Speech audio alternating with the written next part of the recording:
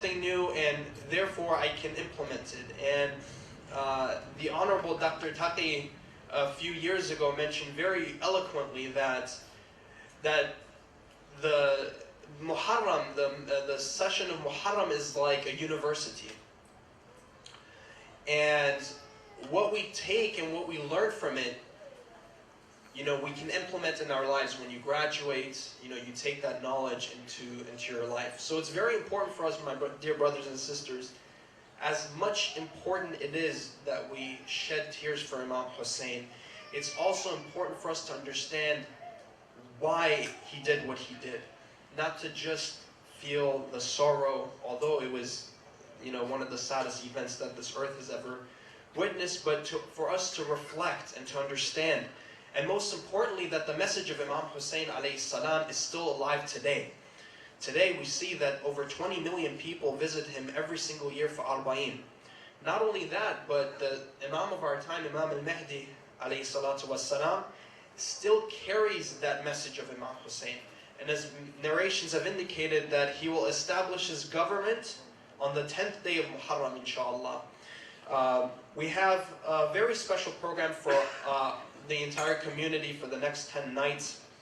We have an honorable guest speaker. We have an English session as well as a Farsi section.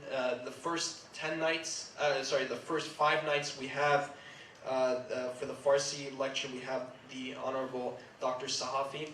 And the next 5 nights after that, we have the Honorable Dr. Taghi. And of course, for the English session, we're honored to have our special guest, the dear and respected Dr. Hassanain Walji. Also, my dear brothers and sisters, if you have small children, we do have classrooms upstairs. So feel free to take your children up there. We have programs as always. We have teachers, and they're going to keep them preoccupied. Also, one thing that I would like to announce, we're still looking for sponsors for the nights. So if you, again, as I mentioned last week, you don't have to sponsor it all yourself.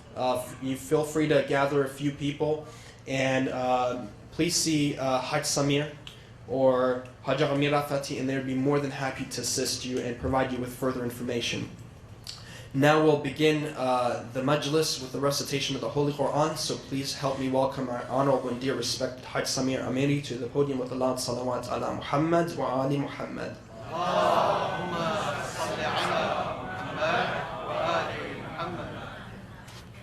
Assalamu alaikum wa rahmatullahi wa barakatuh. For those brothers and sisters who would like to follow with us the recitation of the Holy Quran, on this book, in the green one, we are going to recite Surah Al-Imran, page 75, from ayah number 191. الذين يذكرون الله قياما وقعودا. صلى على محمد وآل محمد. اللهم صل على محمد وآل محمد.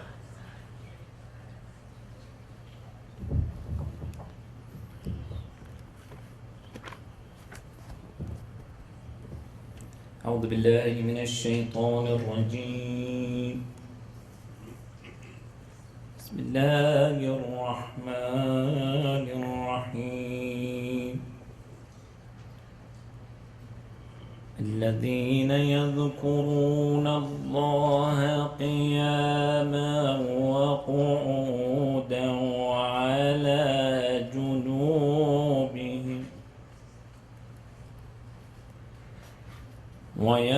ويتفكرون في خلق السماوات والأرض ربنا ما خلقت هذا باطلا ربنا ما خلقت هذا باطلا سبحانك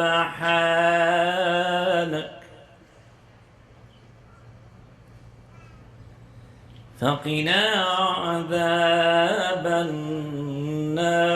النار ربنا إنك من تدخل النار فقد خزيته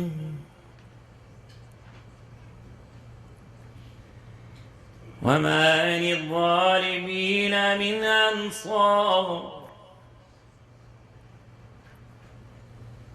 ربنا إننا سمعنا مناديا ينادي للإيمان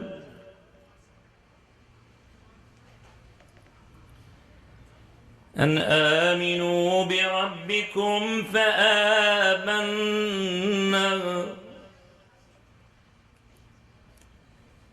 ربنا فاغفر لنا ذنوبنا وكفر عنا سيئاتنا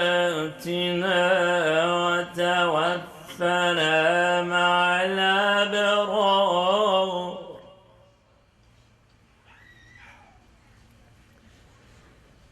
ربنا وآتنا ما وعدتنا على رسلك ولا تخزنا يوم القيامة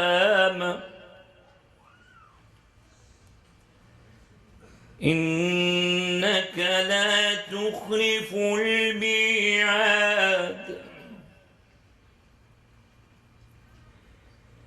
فاستجاب لهم ربهم أني لا أضيع عمل عامل منكم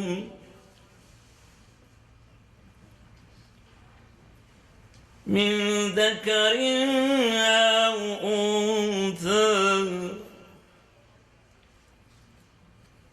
بعضكم من بعض فالذين هاجروا وأخرجوا من ديارهم وأوذوا في سبيلي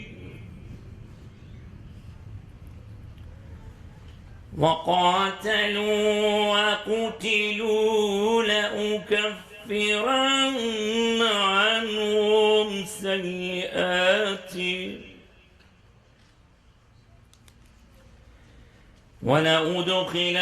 ولأدخلنهم جنات تجري من تحتها الأنهار ثوابا من عند الله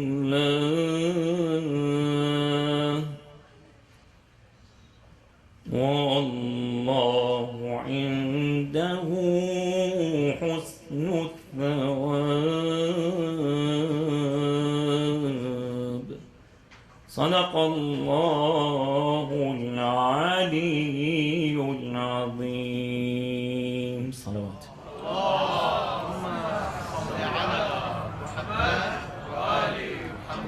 a quick translation of what was read, as I always believe that any verse that has been recited should be translated, although I know many of you understand this and you probably have memorized them.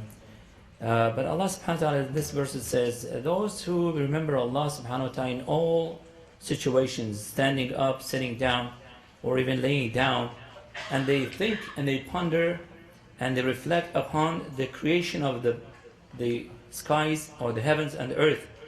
And they found out, they say, Rabbana, oh our Lord, you did not create these in vain. You are glorified. Just save us from the hellfire.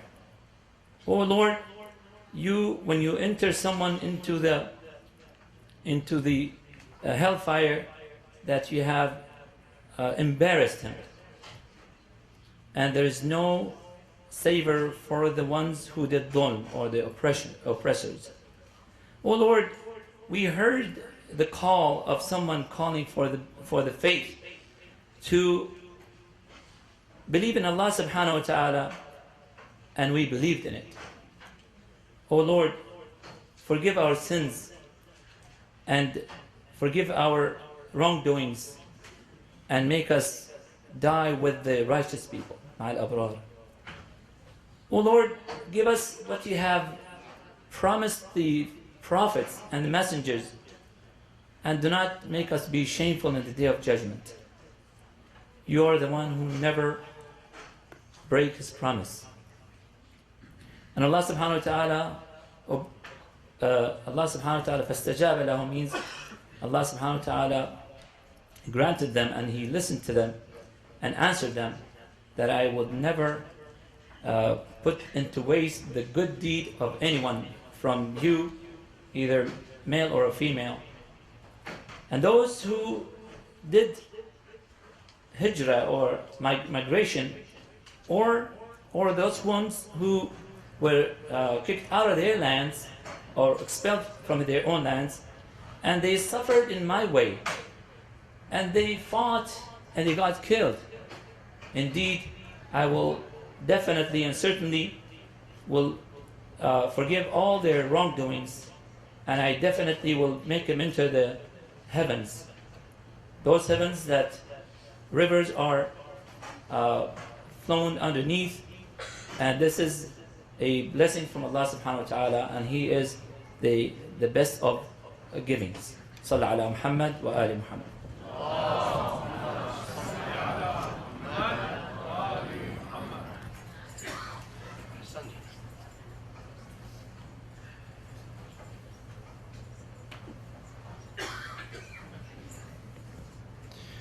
Thank you very much, Haj Samir, for that eloquent recitation of the Holy Quran and offering us the translation. Next up, I would like to introduce our honorable guest speaker.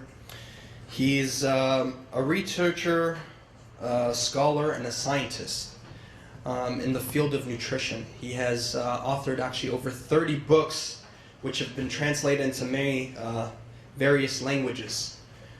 He's not only an expert in his field, and not only has he accomplished a lot in his respective field of nutrition and naturopathic medicine, but he's also a dedicated servant of the community, as he's traveled the world and given majlises in English and Gujarati, Urdu, and different languages.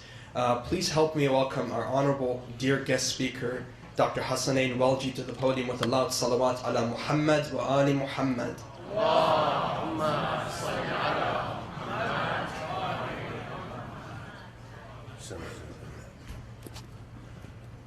Assalamu alaikum wa rahmatullahi wa barakatuh. Mu'mineen, before we begin, let us recite a Surah Fatiha for the departed, the marhumeen of all those who are present in this blessed assembly. Al-Fatiha.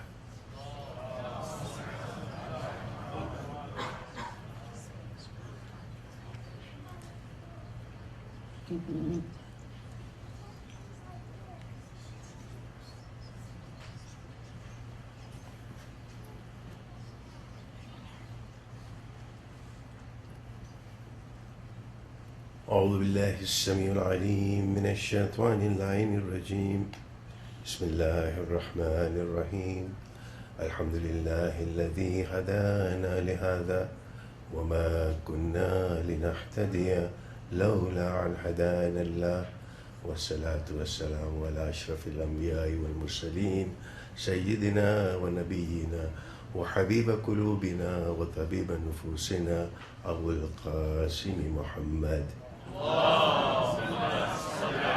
ومن المحبين عترة الطاهرين. أما بعد، قال الله سبحانه وتعالى في كتابه المجيد وفرقانه الحميد وقوله الحق بسم الله الرحمن الرحيم وتعاونوا على البر والتقوى ولا تعاونوا على الإثم والعدوان. صلوات.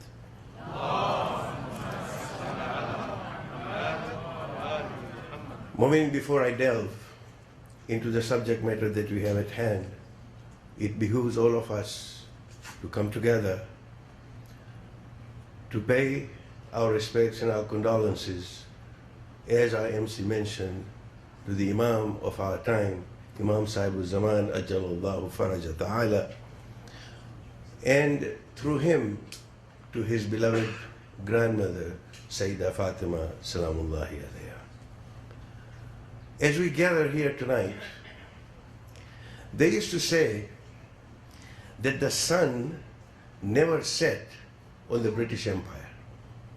The empire was so big, right from New Zealand all the way to Vancouver in Canada, the British owned it. And the sun never set on the British Empire. Today, there is no empire upon which the sun does not set. The empires have contracted. There is only one phenomena where the sun never sets, and that is the Azaa of Abu Abdullah al-Hussein. The sun rose in New Zealand, and the 1st of Muharram, the Azaa began. As it continues to come westwards, the sun will not set for the next 10 days, 12 days, for the morning of Abu Abdullah. This is the power of the gathering of what we are here and what we are blessed to commemorate. Indeed, we are lucky and we are blessed to have those of the Ahlul Bayt alayhimus salam as our mentors, as our teachers, so that we can imbibe the spirit of humanity, the spirit of compassion, and move on to make sure that we become change agents on this planet. That indeed, Mu'mineen, is our call. The ayah that I began with epitomizes the spirit of Karbala. We're talking about the ayah translated selves, help one another in goodness and in piety. The idea of al-bir and taqwa. And do not help each other in sin and in aggression. I have begun with this ayah with this in mind, that there were two camps in Karbala. There was a camp of bir, there was a camp of taqwa, and there was a camp of sin and aggression. And as we gather here, we identify with the camp of those who upheld the concept of bir and taqwa. This is who we are. Now it would be the biggest irony, and this is why we are here, as our MC said rightly, to say that to cry upon Al-Hussein is our right, to cry upon Al-Hussein is our blessing. But to only cry upon Al-Hussein without there being a reform within ourselves is to shortchange ourselves. And indeed, that would be tantamount to the irony of sitting in the camp of Hussein, of crying upon the camp of Hussein, while our deeds are leading us to the camp of Yazid. That cannot happen. We are the lovers of Al-Hussein. And indeed, this is what we need to understand. That like a muazzin, he called out. What did he say? We say this. Hal min nasirin yansurna. This is what he said. Historians actually repeat that he called out 4 times in 4 different directions. He turned and gave that istighasa of Hal min nasirin yansurna. Who was Abu Abdullah alayhi salam calling out to? The Shuhada had given their ultimate sacrifice. The young and the old who were in the camp of Al-Hussein were now lying on the under the blazing sun in the hot-scorched sand of Karbala. Who was Imam Hussein alayhi salam calling out to? He was calling out to every generation of all those who are in the camp of bir and taqwa. Therefore, we sitting here are hearing that cry, that istighasa of Hal min nasirin yansurna, and we are saying labbaik ya Hussein. Our gathering here and the gathering the world over, Mu'mineen are sitting in these morning assemblies everywhere that there is space. we're saying, Labbaik Ya Hussein, Labbaik Ya Hussein. That truly is, Mu'mineen, our call. Why?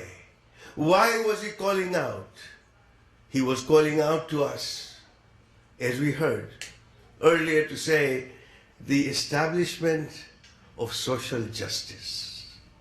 Because when he set out as he was calling out to the generation of Muslims of every era, he said that this must be a time for a renewal, a time for new beginnings. The world celebrates a new year. We sit and we introspect. We sit together, we mourn. We sit together and encourage each other, as the ayah says, towards bir and taqwa, towards goodness and towards piety, and we shield each other to going from aggression and sin. This is the beginning of our new year. It's a time for reflection. It's a time for introspection, so that we decide why. As on the 28th of Rajab, 60 Hijrah, when he was leaving Medina, he said, وَإِنَّمَا خَرَجْتُ لِطَلَبِ الْإِصْلَاحِ فِي أُمَّةِ جَدِّي. That I leave not Medina but for the reform of the ummah of my grandfather. He declared his aim, as we all know, as we have heard, that it was not to fight Yazid to get a throne, but it was to rekindle the Islamic conscience, the Islamic consciousness of the Ummah. Only just over 50 years after the Blessed Prophet, the consciousness was being drowned by those who were seeking power.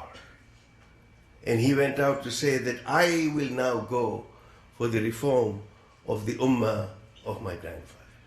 Mu'mineen, when we have said Labbaik to Ya Hussein, then there is a lofty place for us. There is a high value of what we do when we say Labbaik Ya Hussein.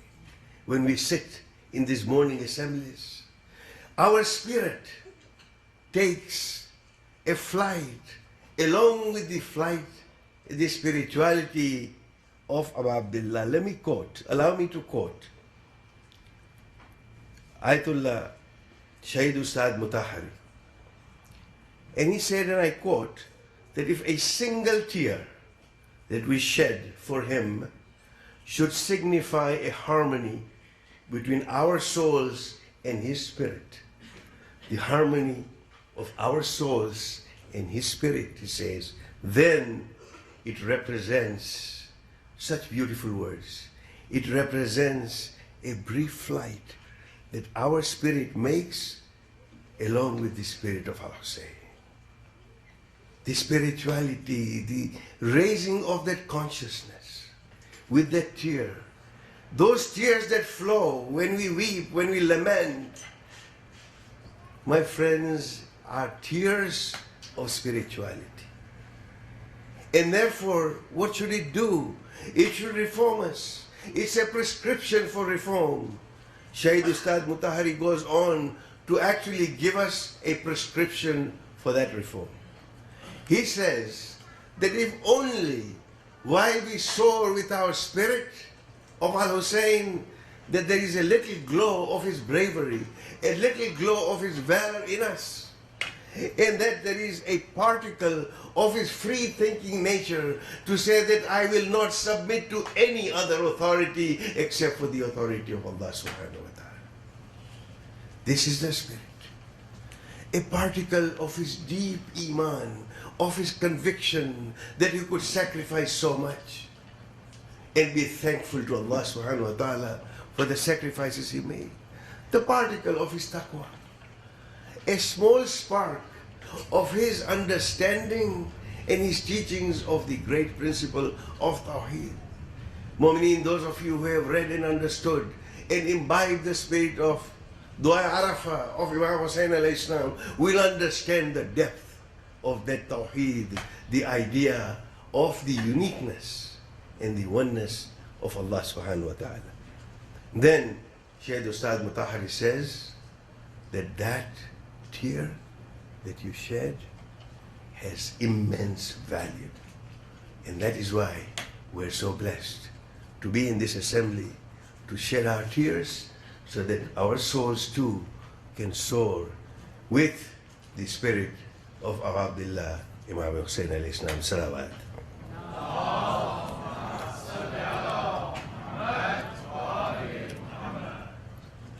So, Mu'mineen, tonight, as we sit here on the first night of Muharram, it is time to reset. It is time to reset what has gone through our lives in the past year between last Muharram and this Muharram. If I ask myself, am I a better human being this first of Muharram than I was on the day of Ashur last year, then indeed I have accomplished and I have soared.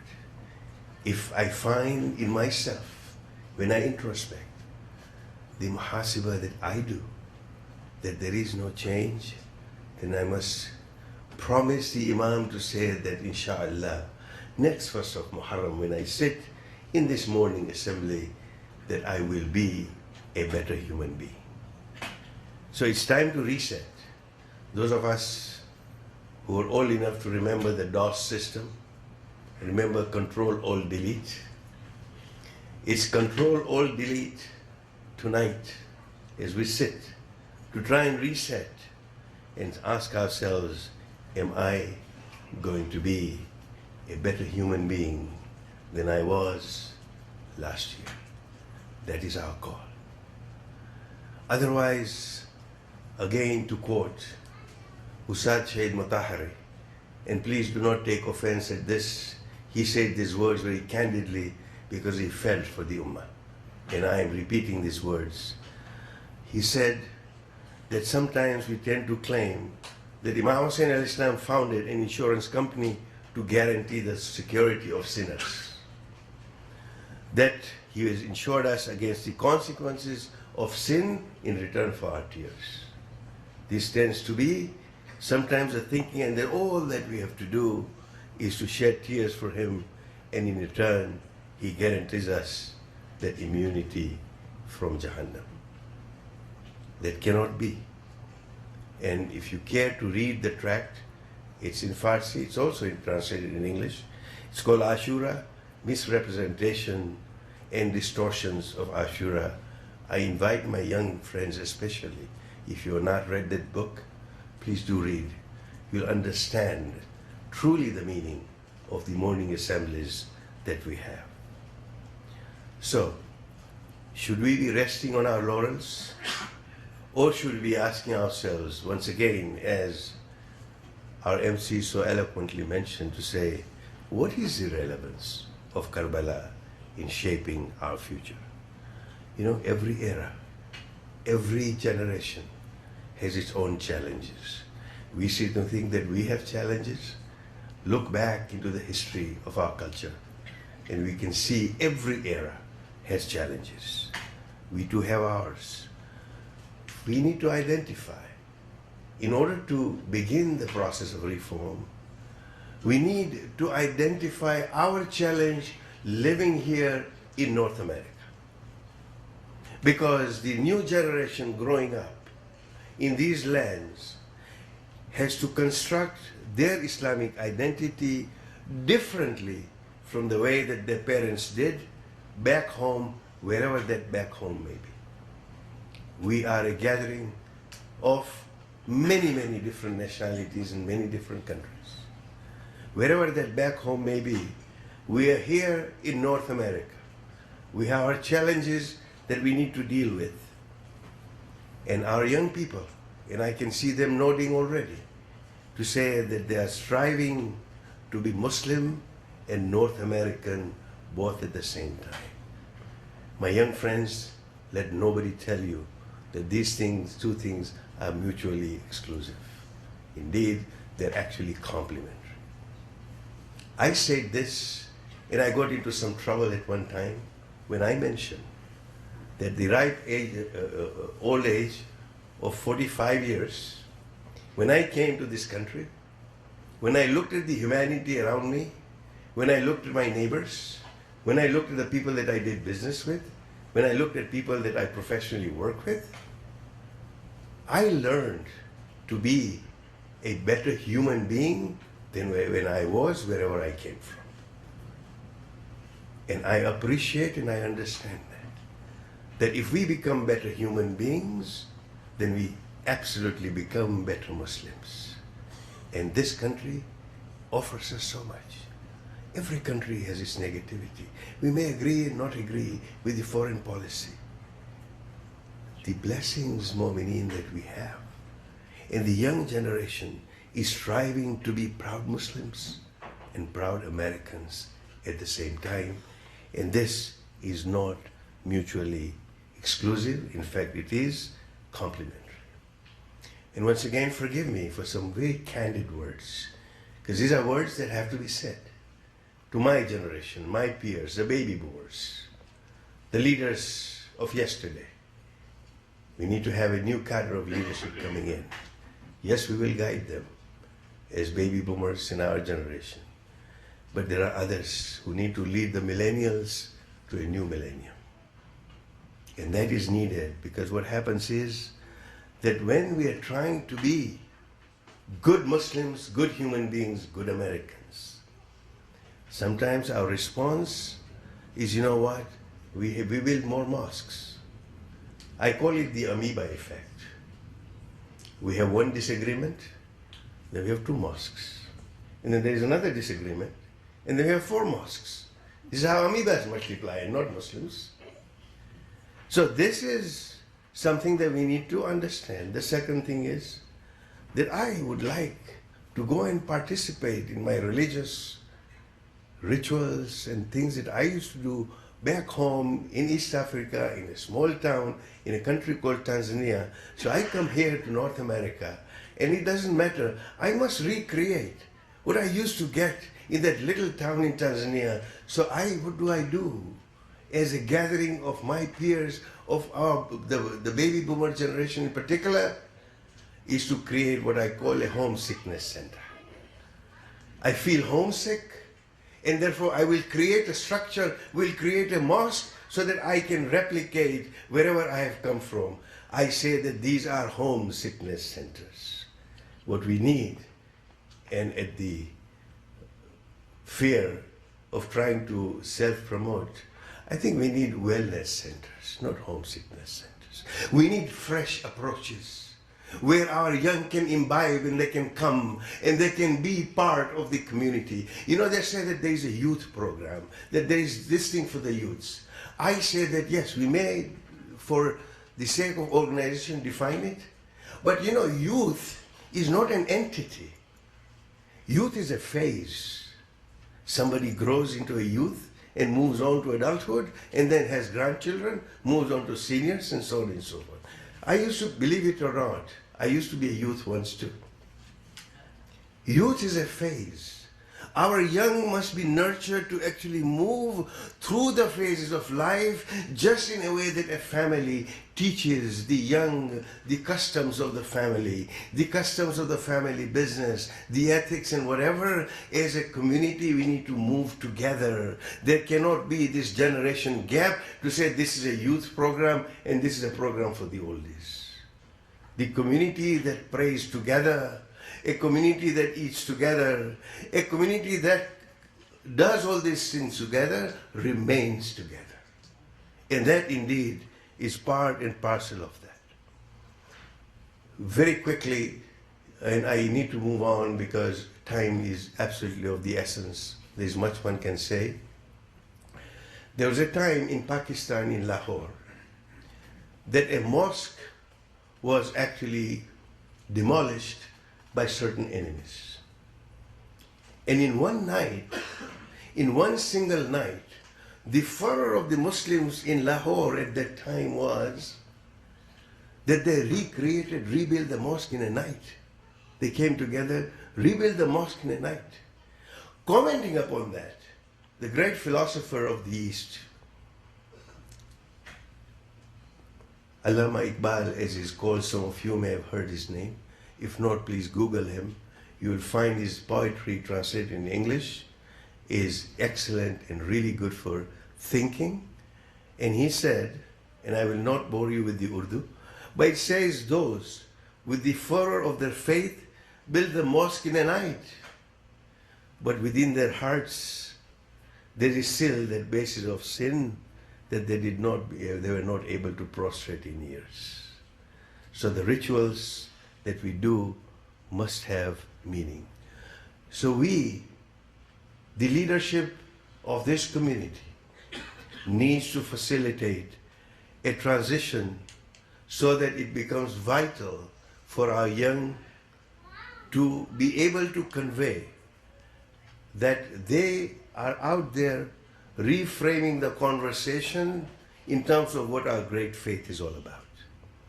That they are able to facilitate a greater understanding of the richness of the Islamic experience as they live it as proud North Americans.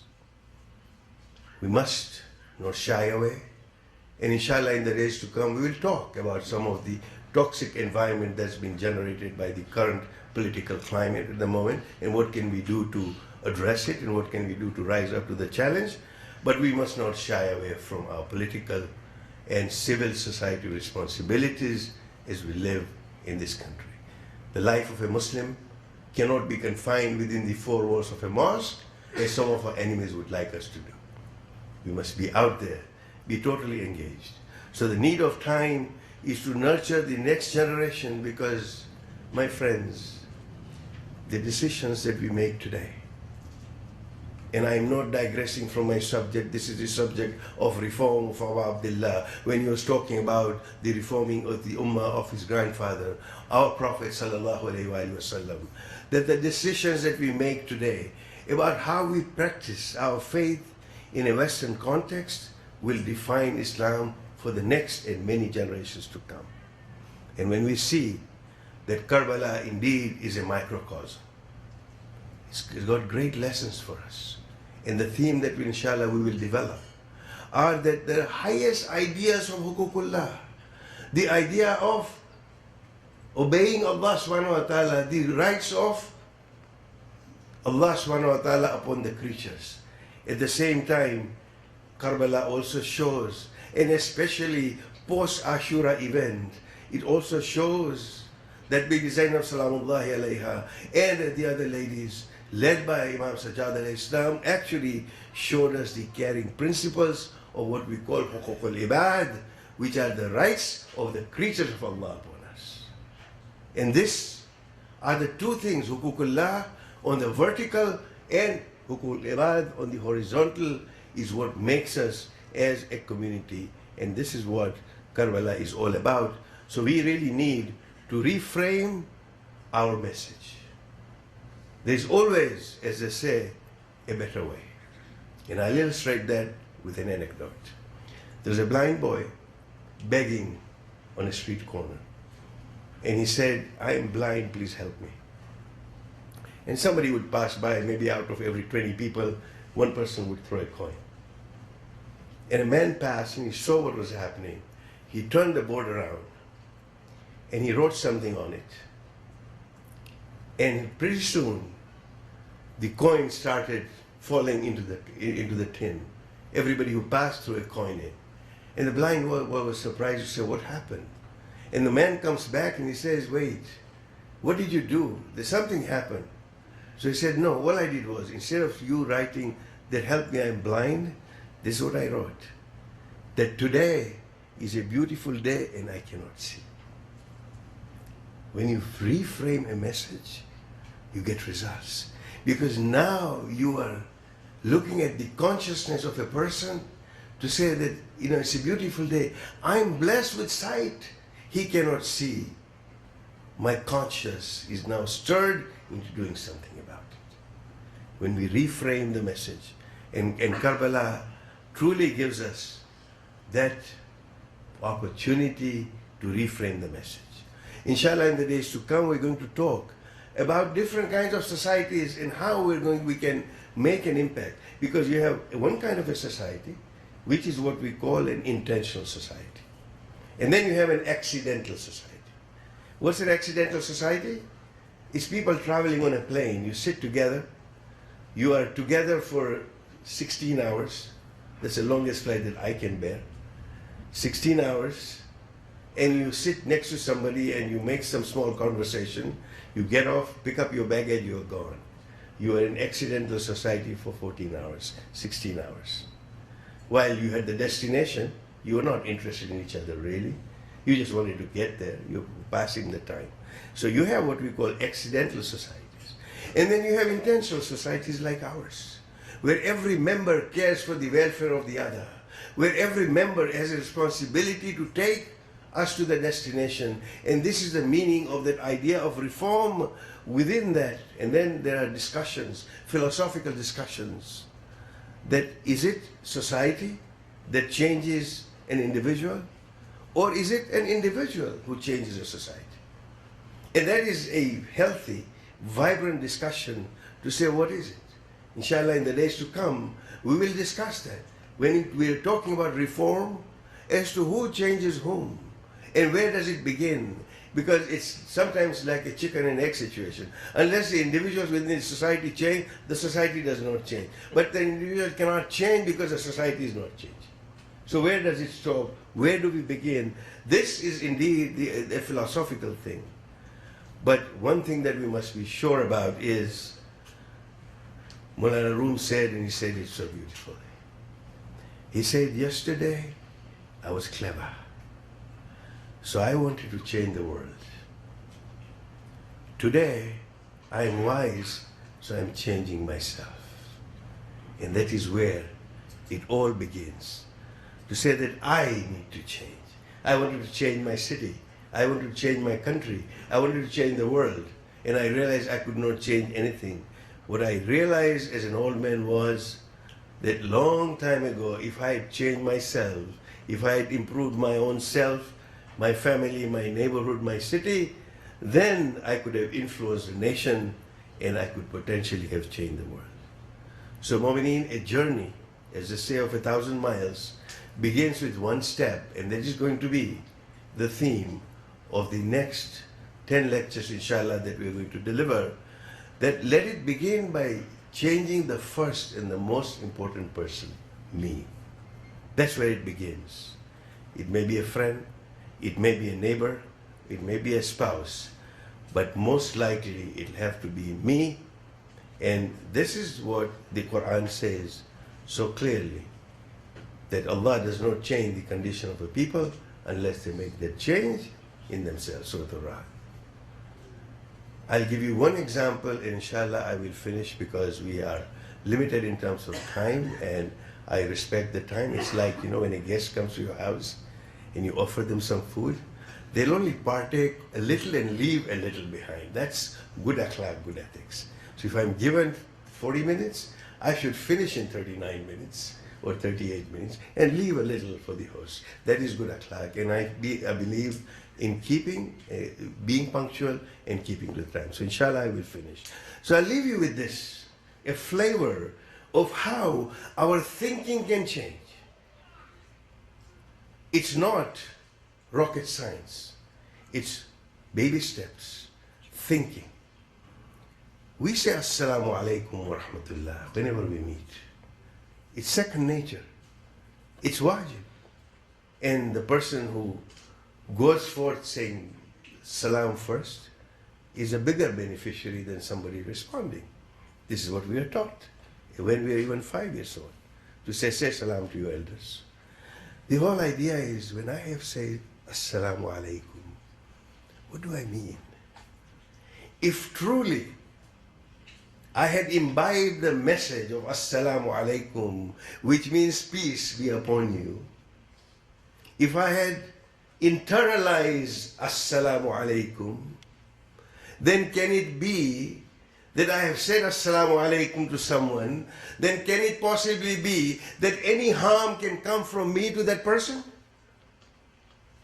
That is the basis of taking those baby steps and thinking change, to say, I have said something. I begin my day with Bismillah ar-Rahman ar-Rahim. It takes us to the epitome. I began in the name of Allah, the Beneficent, the Merciful. Rahman and Rahim. Rahman is one that whether you believe in him or not, you will still get his grace. Rahim, it means that there is a special grace for those who believe in him. But when I have said that, then can there be any action on my part where I am now disobeying the Rahman and Rahim? Mu'mineen, it's a matter of analyzing what we do, like the example of salam. If there is only that one thing that we take away from tonight's session is, next time I say Assalamu alaikum to my friend, to my brother, to my sister, to my parents, let me mean it. I mean that salam. That means there will be no riba of that person. That means there will be no tuhmat upon that person. That means I will not usurp the right of that person. That means I will respect that person because I have said peace be upon you, that I am sending you a message of peace, and that peace will prevail. That is the meaning of that muhasiba of every action that we take. And it begins with the first step, and we shall continue with this particular session as to how do we begin. It always begins with the idea of your niyyah. With ibadat, a niyyah is a part and parcel of every ritual, of every ibadah. And the niyyah, of course, is qurbatan ila Allah, that is another subject. But it's a conscious choice of action that I am going to do X, Y, Z. In the same way, reform can come, and there are scientific ways, there are modalities, there are protocols that we can go to, that one's life can be lived intentionally and purposefully if the niyyah is right. As we have been told that it is the niyyah that precedes any amal, and the value of that amal, al-amalu bin niyyah, that the value of that amal is upon the niyyah. And the last anecdote is there are three men working on a building site. And one was asked to say, what are you doing? And he said, I'm cutting stone. And the second man was asked, what are you doing? Doing exactly the same thing, cutting stone. He said, I'm earning a living for my family. The thought process, the thinking. Immediately his thinking elevated him from somebody who was just cutting stone into part and parcel of ibadah, that now I'm earning halal rizq for my family. It elevated him. And when the third man was asked to say, what are you doing? He said, I am building the house of God. His niyyah elevated him even further. The idea is, what is our intention and how do we go about it? And that, inshallah, will be the subject. And here are some of the topics to come that we'll talk about. Like I said, the power of intentional living, the power of critical thinking, how do we use our time, what is the value proposition of a human being, and how do we cultivate that level of empathy and emotional intelligence, how do we live a purposeful and a relevant life, and how do we nurture the next generation, and how do we build a concept of a true society. Mu'mineen, I will continue with the subject as you know, I'm pretty close to my time. But here is just a reflection on what was happening as Imam Hussain alayhi salam was leaving Medina. We all know and we have heard. He goes to the grave of his brother, Imam Hassan alayhi salam, and says, oh brother, now the enemy is after my blood. It looks like time for my martyrdom is near, and I am leaving you now. Can you imagine the emotion that Imam would have had? Leaving the city, his beloved city of Medina. Perhaps he remembered the time that he had with his brother. Perhaps he remembered those times when they both played with their grandfather. Perhaps Imam Hussain remembered the time when his brother needed all the support. And he was there. Mu'min, who would there be to support Imam Hussain alayhi salam on the day of Ashura? And then he goes to the grave of his grandfather and says, oh my grandfather, My salutations to you. The land of Medina has become small for me. Tyrants among the Ummah are after my blood, and I am leaving Medina with a heavy heart. This was a state as Imam was leaving Medina, and finally goes to the grave of his mother and says, "Oh dear mother, accept my last salutation. I am leaving the land of Medina and would never come back. The prophecy of my grandfather is about to come true." Mu'mineen, it is unimaginable what the feelings of the mother would be. It is not possible to put into words the response that may have come from Bibi Sayyidah Fatima salamullahi alayha. Wassalamu alaikum wa rahmatullahi wa barakatuh.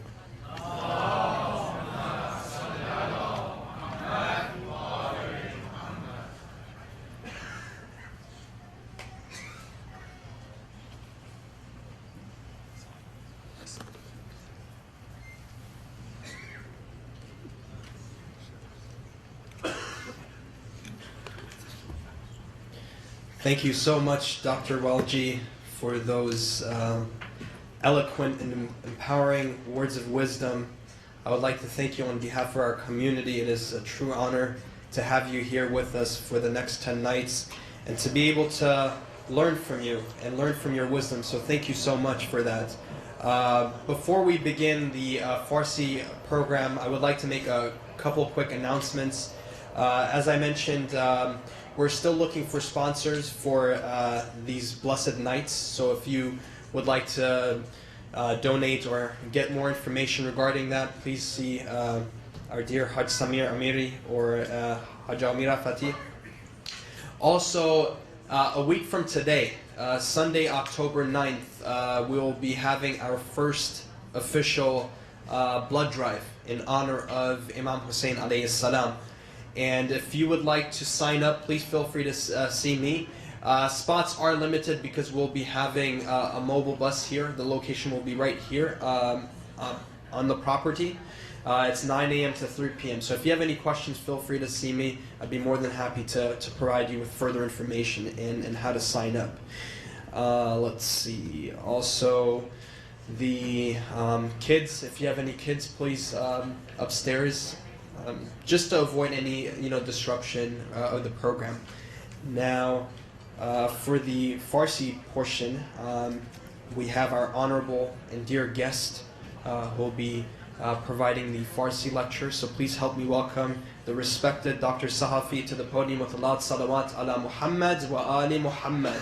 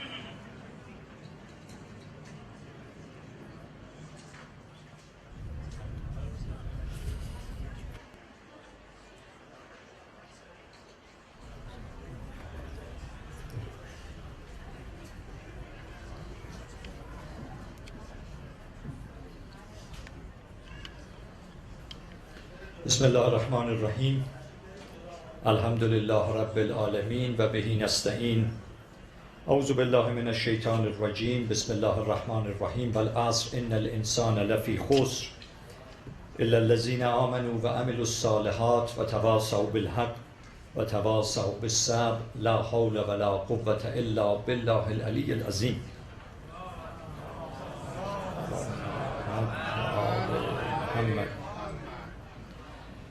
گفتمش نقاش را نقشی بکش از زندگی، با قلم نقش حبابی بر لب دریا کشید. گفتمش چون میکشی تصویر مردان خدا، تک درختی در بیابان یکه و تنها کشید.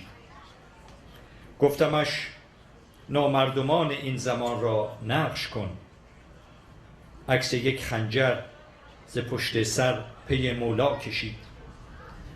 گفتمش راهی بکش کان ره رساند مقصدم، راه عشق و عاشقی مستی و نجوا را کشید. گفتمش تصویری از لیلی و مجنون را بکش، عکس حیدر در کنار حضرت زهرا کشید. گفتمش بر روی کاغذ عشق را تصویر کن، در بیابان بلا تصویر یک سقا کشید. گفتمش از غربت و مظلومی و محنت بکش، فکر کرد و 4 قبر خاکی از طاها کشید. گفتمش سختی و درد و آه گشته حاصلم،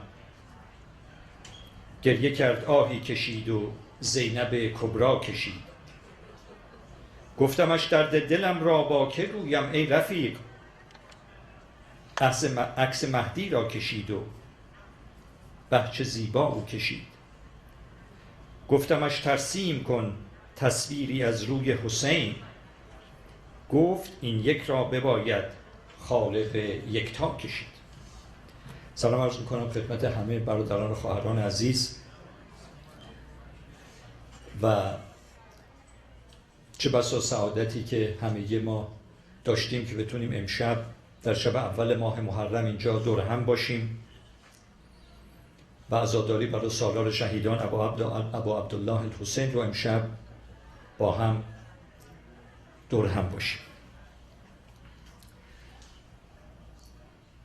خداوند در قرآن می‌فرماید که مؤمنان کسانی هستند که ولی دارن، ولیشون هم خداست. خداوند در قرآن می‌فرماید که در دل انسان‌ها فقط 2 جا هست، یعنی 3 نفر نمیتونن وارد این دل بشن. در این دل یا جای خداست و اگر خدا رو از دلت بیرون کردی شیطان فوری جاشو میگیره، راه دیگه ای نداره، یا جای خداست یا جای شیطان. حالا همگی ماها در حال مبارزه هستیم که بیشتر خدا رو در دلمون جا بدیم و شیطان رو از دلمون بیرون کنیم و این کاری که همه افراد بشر در طول تاریخ انجام دادن.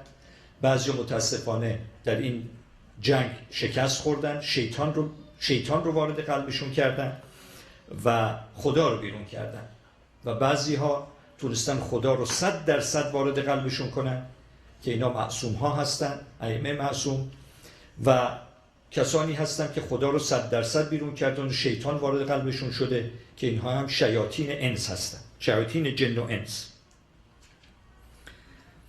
داستان امام حسین علیه السلام یک تاریخ نیست. داستان امام حسین علیه السلام یه فرهنگه. ما کتاب تاریخ زیاد میخونیم، فلان کس در فلان تاریخ در فلان مرکز در فلان جا فلان کارو کرد، اینا تاریخه. چندین نسل هم در کتاب ها میمونه، بعد از یه مدتی از بین میره یا شاید هم همینجور باشه، ولی فقط تاریخه. ولی واقعی کربلا یه فرهنگه و خداوند خواسته که اینطور باشه. خداوند خواسته که واقعی کربلا و دهه عاشورا یک فرهنگ بشه، نه فقط برای مسلمان ها بلکه برای تمامی مردمان روی کره زمین.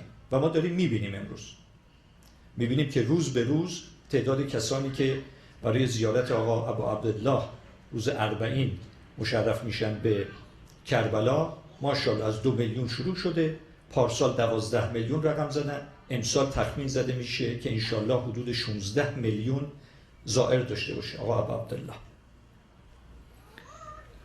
کتابی هست به نام کامل الزیاره، نوشته عالمی به نام ابن، بدیم من دیگه احتیاج به متاسفانه هم عینک داریم و هم بدون عینک.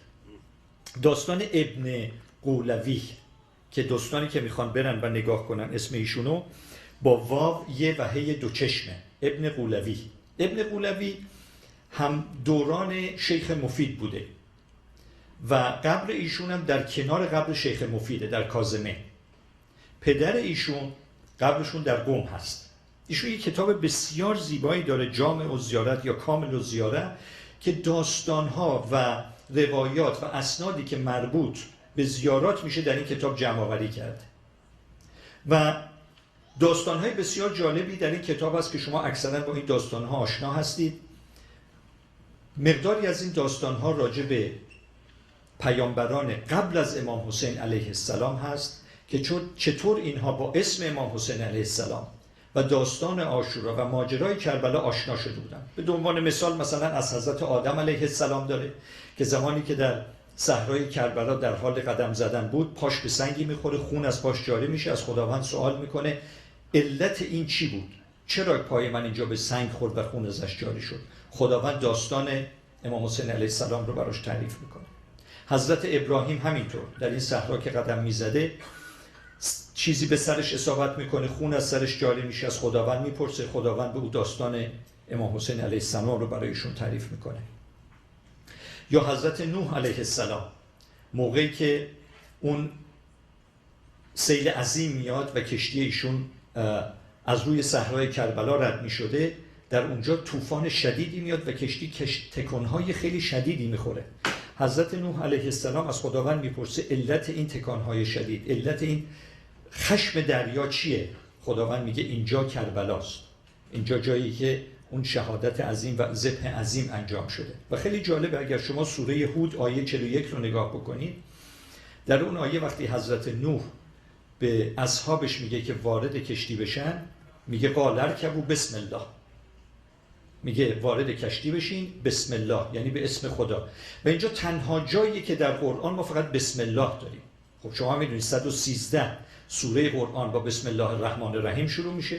سوره توبه بسم الله الرحمن الرحیم نداره، ولی در سوره دیگه، سوره نه، ما 2 تا بسم الله الرحمن الرحیم داریم، یعنی بازم اون 114 تا حفظ شده، ولی بسم الله فقط یک جا آمده و اونم در سوره هود آیه 41 که مربوط به سوار شدن اصحاب حضرت نوح علیه السلام به کشتی نوحه.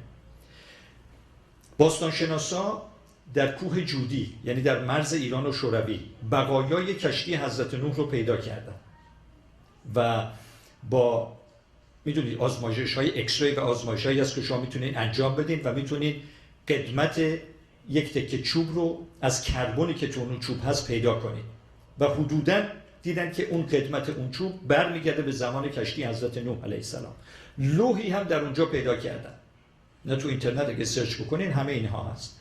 لوحی در اونجا پیدا کردن، ترجمه این لوح این رو داد که یا حمیدو به حق محمد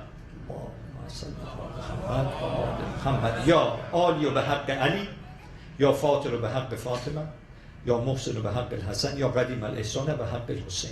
یعنی حتی حضرت نوح علیه السلام هم با اسم این 5 تن اصحابش رو دعوت کرد به داخل کشتی برای اینکه بتونن از این مصیبت عظیم الهی نجات پیدا بکنن. یا داستان حضرت زکریا علیه السلام. داستان حضرت زکریا خیلی جالبه چون ایشون پسری داشتن به نام یحیی. اصلا داستان به دنیا آمدن حضرت یحیی علیه السلام داستان جالبیه. حضرت زکریا علیه السلام به ایشون هم مثل همه پیامبرای گذشته داستان امام حسین علیه السلام و داستان شهادت ایشون نقل میشه. حضرت زکریا علیه السلام از خداوند خواهشی میکنه، میگه فرزندی به من عطا بکن، عشق اون فرزند رو در دل من بنداز، میخوام اینقدر من به اون فرزند علاقه‌مند بشم، اینقدر عاشق این فرزند بشم، همونطور که مولا علی علیه السلام و فاطمه زهرا حسین علیه السلام رو دوست داشتن. و بعد دلم میخواد که این بچه رو همونطور که امام حسین علیه السلام شهید شد، من دلم میخواد این فرزند من رو تو شهید کنی، تا اون قصه‌ای که پیامبر گرفته، اون قصه‌ای که مولا علی و حضرت فاطمه زهرا علیه السلام گرفتن، اون قصه در دل من هم بیفتم. خداوند حضرت یحیی علیه السلام رو به اون داد. و چقدر وجه تشابه هست بین این دو. شما میدونید که یحیی و حسین اسامی بودن که هیچ وقت قبل از اون نبودن، یعنی هیچ کس قبل از این دو فرد همچین اسمی رو نداشت. این دو اسمایی که خداوند انتخاب کرد برای امام حسین علیه السلام و برای حضرت یحیی علیه السلام. این مورد اول اشتراک این دو بزرگوار. دومی که هر دو به دست یک غاصب زنازاده شرابخوار به شهادت رسید. هر دو سر از تن جدا شد، هر دو سرشون در تشت طلا قرار گرفت، مقابل اون غاصب قرار گرفت. هر دوشون برای تبلیغ امر به معروف و نهی از منکر به شهادت رسیدن و این دعای حضرت زکریا به اجابت رسید. و جالبیش اینه که حضرت سجاد علیه السلام نقل میکنه، میگه موقعی که ما از مدینه به طرف مکه و از مکه به طرف کربلا میرفتیم، پدر بزرگوارم امام حسین علیه السلام مرتب داستان حضرت یحیی رو میگفت و مرتب از ایشون یاد میکرد، به خاطر این شباهت هایی که بین هر دوی اونها وجود داشته. بنابراین همونطور که گفتم شما میبینید که فرهنگ قضیه عاشورا و شهادت امام حسین علیه السلام یک فرهنگ که از روزی که حضرت آدم علیه السلام حبوط کرد روی کره زمین، این فرهنگ درست شد، ادامه پیدا کرد، قلب به قلب، نسل به نسل در انبیا ادامه پیدا کرد تا امروز به من و شما رسیده. کتاب بسیار جالبی چاپ شده از یک نویسنده مسیحی به نام آنتوان بارا. کتابیه به نام الحسین فی الفکر المسیحی، یعنی حسین در اندیشه مسیحیت. ایشون یه مسیحیه. اگه بدونید جرداق مسیحی کتابی داره به نام برای در متن حضرت علی علیه السلام. این آنتوان بارا کتابی داره، یک کتاب اولش در متن امام حسین علیه السلامه و امام حسین علیه السلام در اندیشه مسیحیت، و کتاب دومی جدیداً چاپ کرده که راجع به حضرت زینب سلام الله علیها است در اندیشه مسیحیت.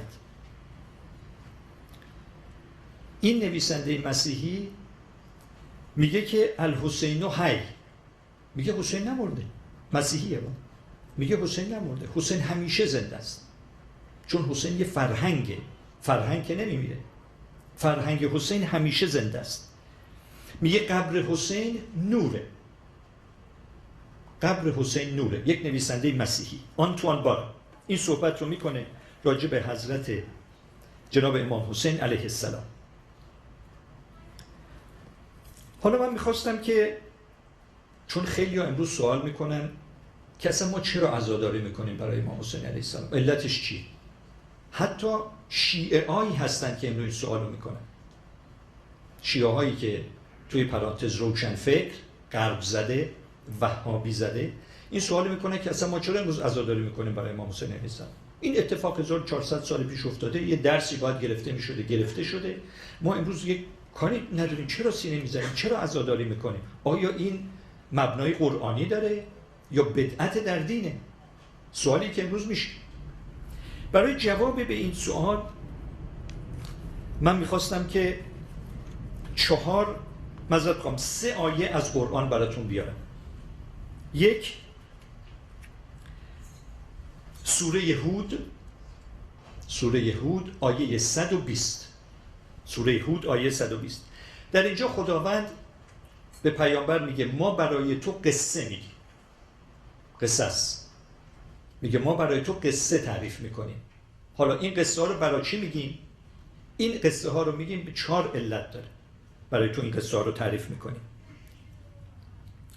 یک، که تو وقتی که این قصه ها رو میشنوی دلت محکم شه، دلت قوی شه. دوم، برای اثبات حق. سوم، ذکر و موعظه. و چهارم، موعظه. به این 4 دلیل ما این قصه ها رو برای تو تعریف میکنیم. قرآن اگر نگاه بکنید حدود 700-800 آیه قصه است.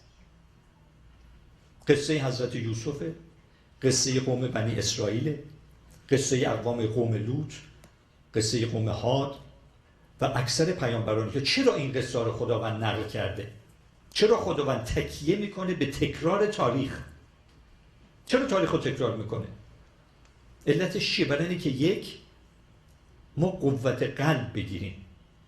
شما نگاه بکنید زمانی که حضرت موسی علیه السلام از اون دره بین 2 کوه رد شد و رسید به دریا، دست راستشون کوه بود، قوم بنی اسرائیل، دست چپشون کوه بود، پشتشون هم کوه بود، جلوشون هم دریا. یعنی در حقیقت رسیدن به بنبست.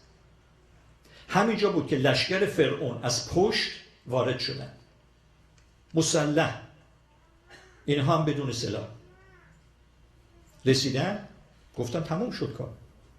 شروع کردن دشنام نعوذ بالله به حضرت موسی علیه السلام که تو ما رو آوردی در حقیقت به قتلگاه، تو همدست بودی با فرعون. ببینید اینا درس برای ما، کسانی که این همه معجزه از حضرت موسی علیه السلام در مصر دیده بودن، حالا اومدن رسیدن اونجا دشنام میدن به پیغمبرشون که تو ما رو در حقیقت آوردی به قتلگاه. که حضرت موسی علیه السلام عصا رو به دریا میزنه، دریا شکافته میشه، این از دریا دیگه داستان رو همتون میدونید و فرعون هم غرق میشه. چرا خداوند این داستان رو تعریف میکنه؟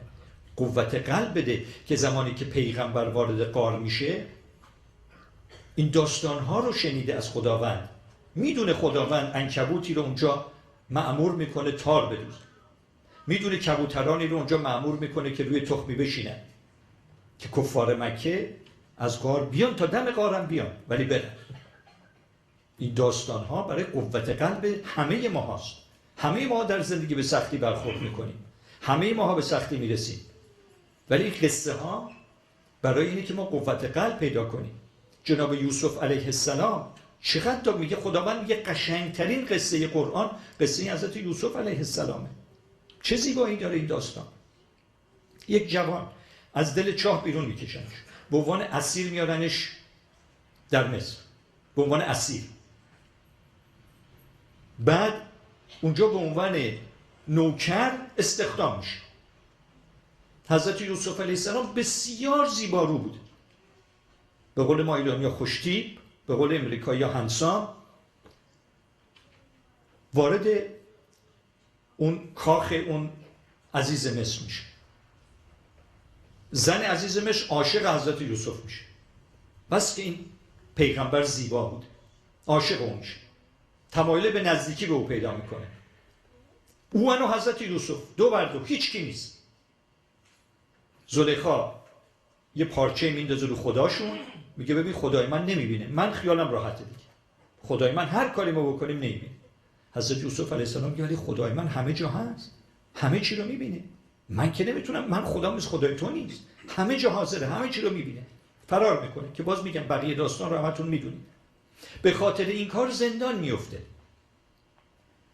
ببینید به خاطر پا گذاشتن روی هوای نفسش نه تنها خداوند بهش پاداش نمیده، چون ما هر کدوم یه ذره کار ثواب میکنیم، یه قدم میریم به طرف خدا، میگیم خدا با 100 قدم بیاد طرف ما. $1 خرج میکنیم، میگیم $500 باید برگرده. حالا شما حساب بکنید مثلا یه کار ثوابی انجام بدین، فردا پلیس بگیره شما رو زندان، چند تامون از دین خدا برمیگردیم؟ تعجب میکنیم. حضرت یوسف علیه السلام جلوی نفسشو میگیره، میندازنش زندان.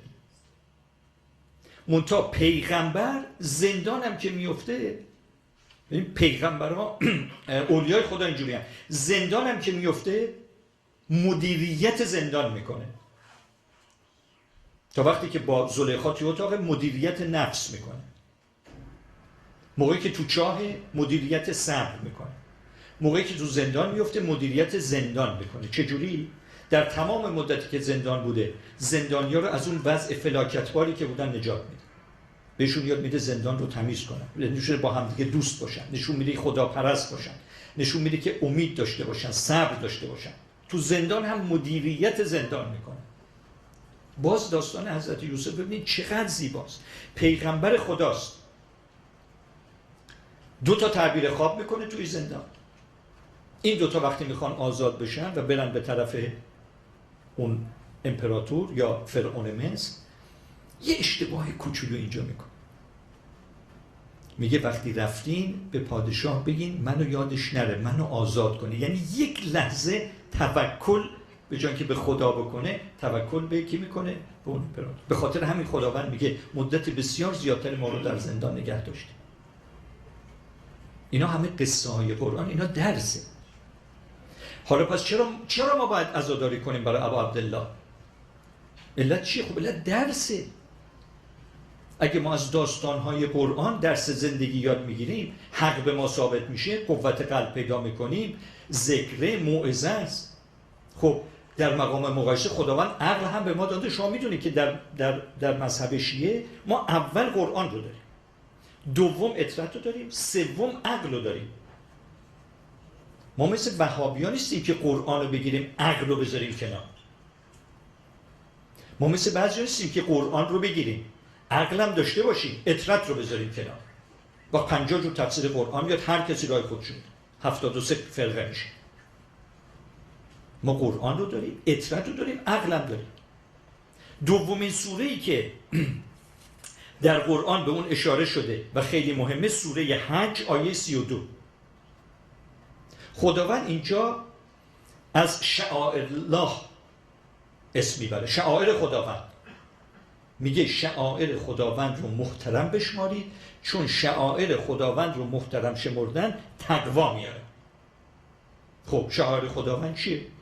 خب شعائر خداوند مثلا خانه خدا یکیش، صفا و مروه یکیش، مقام ابراهیم یکیش، هجر اسماعیل یکیش. اینا شعائر خداست، نشانه های خداست. خب ما چقدر به اینا احترام میذاریم؟ ما میریم پشت مقام ابراهیم نماز میخونیم. چرا جلوی مقام ابراهیم نماز میخونیم؟ چرا میریم پشت مقام ابراهیم نماز میخونیم؟ احترام به حضرت ابراهیمه. چرا بین صفا و مروه 7 بار ما راه رفتن و دویدن داریم؟ به خاطر احترام به حضرت هاجر. اون کاری که حضرت هاجر 7 بار دوید تا آب برای حضرت اسماعیل پیدا کنه. اینا شعائر خداست. ما به این شعائر احترام میذاریم. دست که اینا داستان پیامبران یا صحابه پیامبران 2-3 هزار سال پیشه، یا گاهی وقتا فقط یه مکانه. صفا و مروه 2 تا تپه‌اند که شما دیدین الان انقدر بهش پاخوردی که کوتاه شده. ما به اینا میریم. اینا شعائر خدا. میگه اینها رو احترام کنید تا تقوای الهی پیدا کنید. حضرت هاجر وقتی حضرت ابراهیم علیه السلام به ایشون فرمودن که میدونی من چه خوابی دیدم؟ من خواب دیدم که باید پسرمون اسماعیل رو ذبح کنم. میگه چاقو هم گذاشتم زیر گردنش، همون موقع خداوند به من گفت نه این گوسفند رو ذبح کن، پسر تو ذبح نکن. شنیدن این داستان باعث شد که حضرت هاجر پسند کنه، از خود بی خود بشه، غش بکنه از اضطراب. فقط شنیدنش، با چشمش ندیده بود، اون اتفاق هم نیفتاد. میدونستم که اون اتفاق نیفتاد، چون حضرت ابراهیم داستان براش تعریف کرد، دید از اسماعیل زنده است. تصور این اتفاق ببینید چه حالی به حضرت هاجر داد. ولی با این حال خداوند میگه بین صفا و مروه 7 تا برید تا حضرت هاجر رو یاد کنید، حضرت اسماعیل رو یاد کنید. خب عقل، خداوند میگه در کنار قرآن و اطرت عقل هست. خب من مقایسه میکنم، در مقام مقایسه امام حسین علیه السلام در مقایسه با اتفاقی که برای حضرت ابراهیم علیه السلام و حضرت اسماعیل افتاد، در مقام مقایسه چجوری ما مقایسه میتونیم بکنیم؟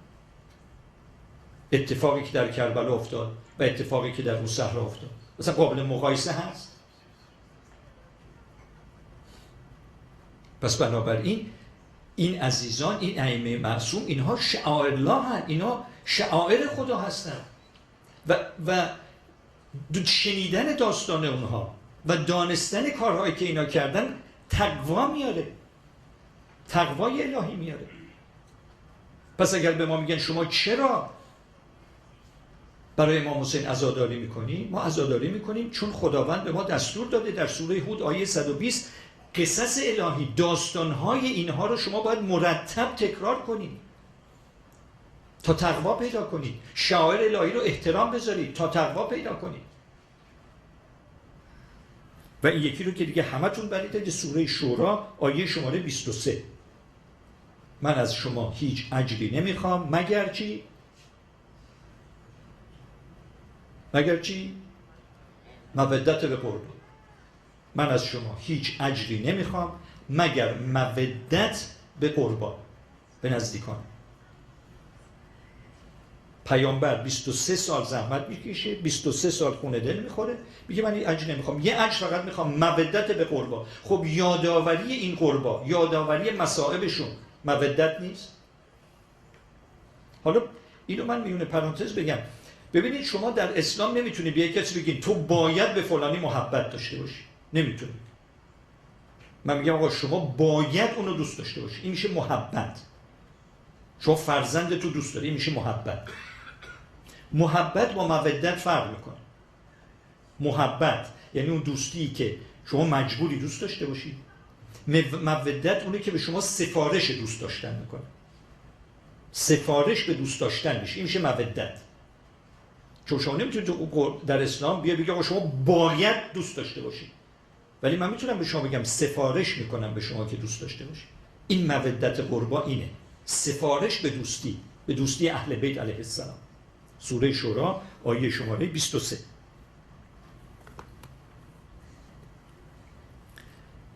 خیلی جالبه، میگن پیغمبر روزی تو مسجد خطبه ایراد میکردن، در آخر خطبه فرمودن که من به شما 2 سفارش میکنم. 2 سفارش، 1 صدقه قلبی بدید و صدقه زبانی بدید. صدقه قلبی و صدقه زبانی.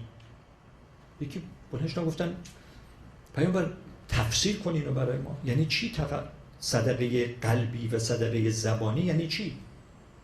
ایشون صدقه قلبی محبت اهل بیت منه، صدقه زبانی صلوات بر محمد و آل محمد.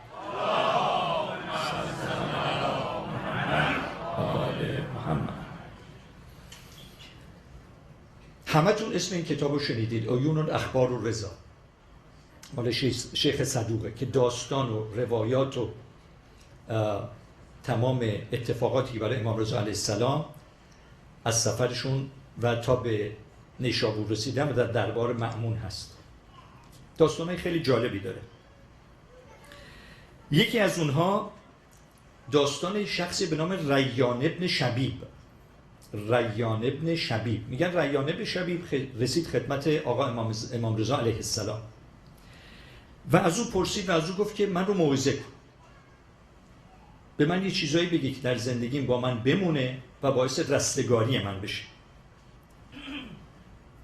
حضرت به اون فرمودن پسر شبیب، اگر میخواهی در بالاترین مقام بهشت جا بگیری، همون جایی که پیامبر و اولیای خدا هستن، اگر میخوای بالاترین مقام بهشت فردوس جا بگیری، من به تو یه پیشنهادی دارم. 1 قاتلان امام حسین علیه السلام رو لعن کن. ببین اهمیت زیارت عاشورا اینه.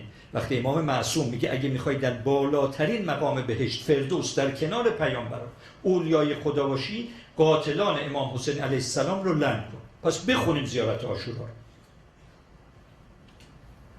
بخونیم زیارت عاشورا رو اگه میخوایم به این مقام برسیم.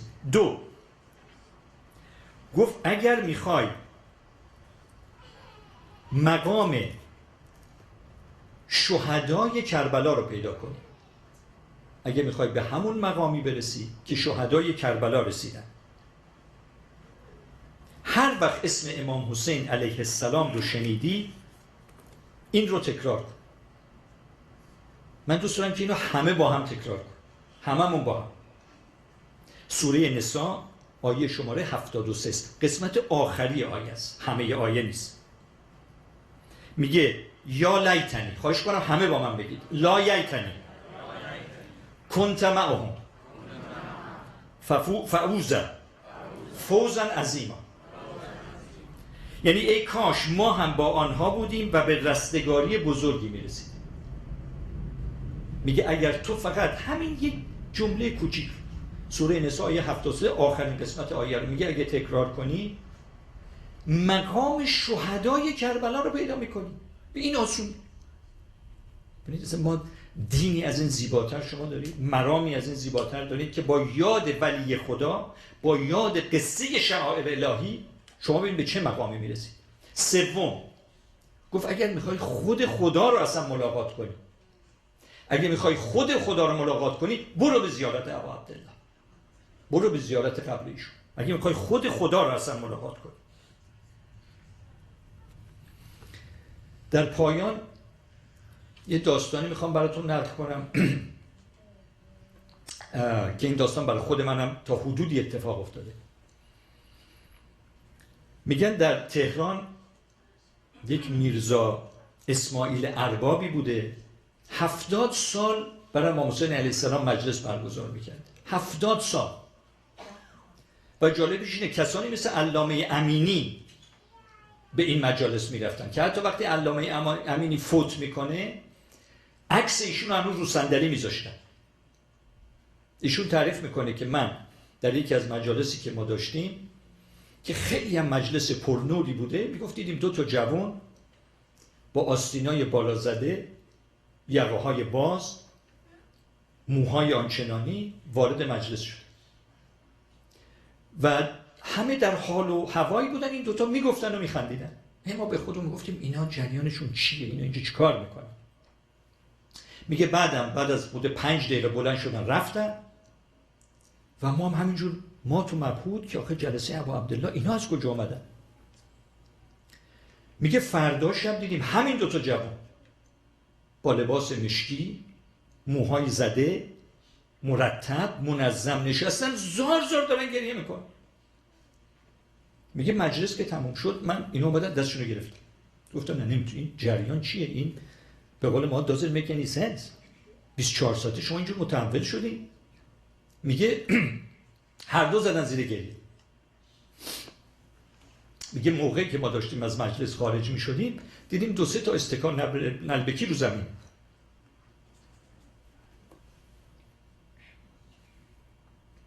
گفتیم اینا عزادارای ابا عبدالله هم. یه موقع پاشون میخوره اینا میشکنه میره تو پاشون فرو. جمع کردیم اینا رو بردیم آشپزخونه. میگه همون شب هر دومون خواب دیدیم. همون شب هر دومون خواب دیدیم که دوباره وارد این مجلس شدیم. وجود مقدس آقا ابا عبدالله و حضرت ابوالفضل علیه السلام نشستن دارن جوائز پخش میکنن بین عزادار. میگه جوائز رو پخش کردن. بعد میگه وجود مقدس آقا ابا عبدالله و حضرت ابوالفضل گفت کسی رو یادمون نرفته؟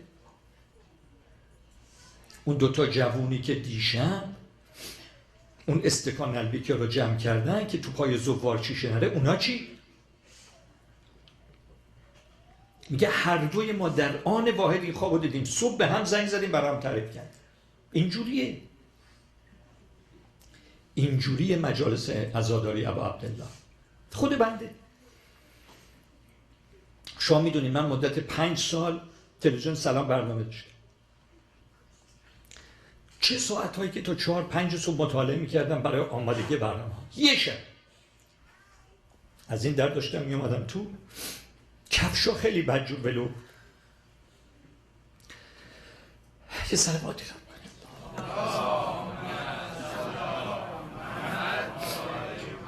گفتم این کفشا رو جمع کنم، یه وقت پای کسی میگیره میخوره زمین.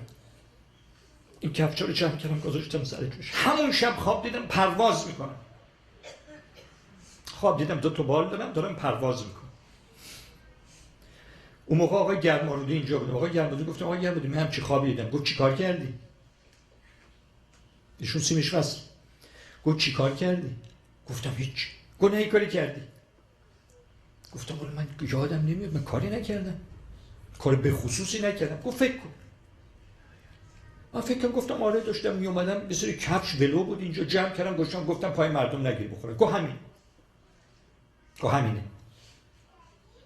خواب دیدی بال در آوردی داری پرواز میکنی، همین. این مقام اومدن به عزاداری ابا عبدالله. 5 سال تمام من تا 4 صبح بیدار موندم، برنامه تهیه کردم، یه شب خواب ندیدم پرواز میکنم. یه شب کفشای عزاداری ابا عبدالله رو جمع کردم خواب دیدم. اینه قدر این مجالس رو بدونید. موهبتیه. فکر نکنین اومدین اینجا شانسی نشستین. نه، دعوت شدید. اینجوریه که فکر کنین شما اینجا اومدین. نه، دعوتیه. خیلی ها ندارن استحقاق اینه که این مجالس این شبا اینجا باشن.